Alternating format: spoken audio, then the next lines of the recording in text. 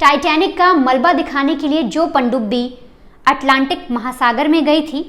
वो डूब गई और 5 लोगों की मौत हो गई। लेकिन इन सारी कहानियों के बीच, इन सारी खबरों के बीच एक बेहद दिलचस्प कहानी हमारे सामने आई है, जिसे जानने के बाद आप सभी का भगवान पर भरोसा हो जाएगा, आप सभी को चमत्कार पर विश्वास होने लगेगा। दरअसल ये पूरी कहानी है ब्रिटेन के क्रिस ब्राउन की। ब्रिटेन के क्रिस ब्राउन जो है वो एक मार्केटिंग व्यवसायी हैं, मार्केटिंग का काम करते हैं और उन्होंने भी बाकी लोगों की तरह 2 करोड़ का टिकट खरीदा था पनडुब्बी टूरिज्म के जरिए। जो ओशन गेट कंपनी है उसका 2 करोड़ का टिकट खरीदा था टाइटैनिक का मलबा देखने के जाने के लिए। अब इसी कहानी में उनके एक दोस्त भी हैं जिनका नाम है हामिश हार्डिंग। खुद बहुत बुरी बात है, बहुत ही दुख की बात है कि उनकी मौत हो गई क्योंकि वो इस यात्रा पर निकल गए। ठीक उन्हीं की तरह जो क्रिस ब्राउन है वो भी इस यात्रा को करना चाह रहे थे और उन्होंने टिकट भी खरीद लिया था और इसके लिए फिर ये उस पनडुब्बी में पहुंचते भी हैं। लेकिन जैसे ही ये वहाँ पहुंचते हैं, वहाँ देखते हैं, वहाँ का कुछ ऐसा ये मंजर देखते हैं, कुछ ऐसा माहौल देखते हैं जिसकी वजह से कुछ समय पहले ही ये अपनी यात्रा ड्रॉप कर लेते हैं, ये अपना नाम पीछे ले लेते हैं और जो कंपनी वाले उनसे कह देते हैं कि आपके इसमें बहुत सारी खामियां हैं, मैं आगे ट्रैवल नहीं कर सकता।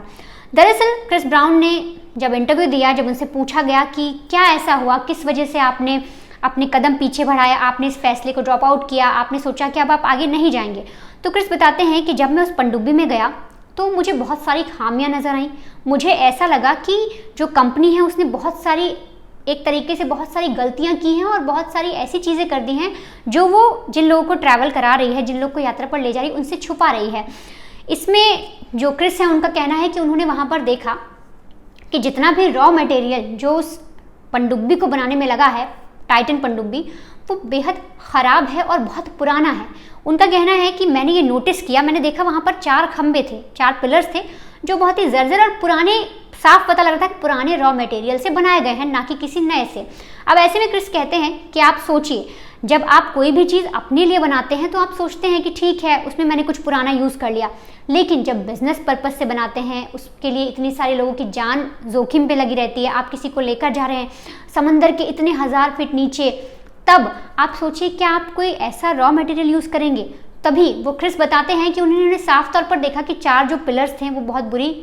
कंडीशन में है और जितना भी जो पनडुब्बी बनी है उसका जो मटेरियल लगाया गया है उसकी क्वालिटी अच्छी नहीं है। और जैसे ही वो पनडुब्बी में बैठे उन्होंने ये सारी चीज़ें देखी तो उनके मन में बहुत शंका पैदा होने लगी, उन्हें बहुत गलत ख्याल आने लगे और उन्हें कुछ अच्छा महसूस नहीं हो रहा था। उन्हें लगा कि शायद अब मुझे यात्रा आगे नहीं करनी चाहिए, ऐसा वो सोचते हैं, लेकिन फिर भी बैठे रहते हैं। इसके बाद वो देखते हैं कि जो पायलट थे, जो उसको चला रहे थे,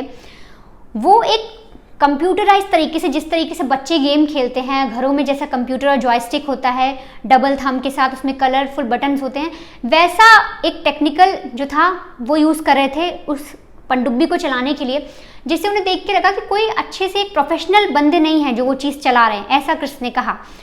प्रॉपर तरीके से जब इंटरव्यू दे रहे हैं क्रिस, तो साफ तौर पर जो ओशन गेट है उस पर एक तरीके से उनका ये जो कटाक्ष कहें या आरोप कहें वो सीधे सीधे लगा रहे हैं कि जो शख्स बैठे थे, जो पायलट बैठे थे, वो अच्छे से प्रोफेशनल नहीं थे। देख के लग रहा था कोई गेम खेल रहे हो, जैसे वो लोग जो आपके घरों में होता है जॉयस्टिक और कंप्यूटर जो पहले चलते थे, हम गेम खेलते थे। उन्होंने साफ साफ बताया कि इस तरीके से कोई शिप को चला रहा है, कोई पनडुब्बी को चला रहा है। और साथ ही जो रॉ मटेरियल यूज़ किया वो तो बहुत ही बेकार था, इसलिए मैंने तुरंत वो फैसला बदला और मैंने सोचा कि अब मैं आगे नहीं जाऊँगा, मैं वापस आता हूँ, मैं उन्हें मना करता हूँ। फ़ौरन मैं मेल लिखता हूँ और मेल में मैं लिखता हूँ, उन्होंने बताया कि वो मेल में लिखते हैं कि इस यात्रा के लिए मैं आगे नहीं बढ़ सकता और अब आप एडवांस के तौर पर जो मैंने पैसे जमा कराए थे उसमें से $10,000 का रिफंड मुझे दीजिए। अगर मैं $10,000 की बात करूं तो हुआ 8,24,000 रुपये। तो वो वापस भी मांगते हैं और इस मामले में ब्राउन ये भी कहते हैं कि मैं ऐसा शख्स नहीं हूं जो किसी जोखिम से भाग जाऊं या मैं किसी चीज़ से डर जाऊं, लेकिन वहाँ पर मुझे खुद की सेफ्टी, खुद की सिक्योरिटी महसूस हुई नहीं। उन्होंने मुझसे इतने रुपए लिए, इसके बाद भी, रुपए देने के बाद भी जब मैंने वहाँ की कंडीशन देखी, आप इतना पैसा अगर हमसे ले रहे हैं, जो ट्रैवलर हैं आप उनसे इतना पैसा ले रहे हैं, लेकिन फिर भी उन्हें सुविधाएं ढंग के प्रोवाइड नहीं करा पा रहे, तो ऐसी यात्रा पर जाने का क्या फ़ायदा। तो इस तरीके से जो क्रिस हैं उनकी जान बच गई और इस वक्त वो हर किसी को ये बता रहे हैं और भगवान का शुक्रिया अदा कर रहे हैं, वो भगवान का धन्यवाद कर रहे हैं। वो कह रहे हैं कि अगर ऐसा करिश्मा ना होता, अगर भगवान ना होते और उस वक्त मेरा जो सिक्स सेंस है या कोई ऐसी चीज़ जो मुझे वहाँ पर क्लिक हुई कि बहुत गलत चीज़ें हो रही हैं, तो मैं आज जिंदा नहीं बचता, मैं भी उन्हीं लोगों में शामिल हो जाता जो मौत के घाट उतर गए हैं। तो ये थी क्रिस की बात। लेकिन ऐसे में अब कई सारे एक्सपर्ट्स हैं वो सामने आ रहे हैं, वो बता रहे हैं, कोई कह रहा है कि ऑक्सीजन की कमी हो सकती है, कोई कह रहा है कि जो है एक बहुत बड़ा धमाका हुआ। ऐसे में जो एक्सपर्ट हैं उनकी अगर मैं मानूं तो एक है रियल एडमिरल जॉन। उनका कहना है कि एक बहुत ही विनाशकारी विस्फोट हुआ था जिसकी वजह से जो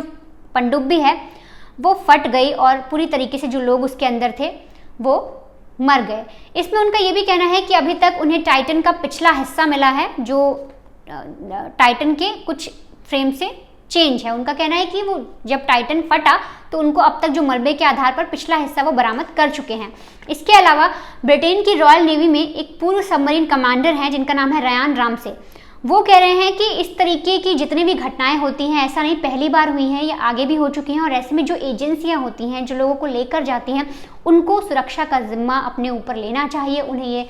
तय करना चाहिए कि किसी भी इंसान के साथ, किसी भी शख्स के साथ गलत नहीं होगा।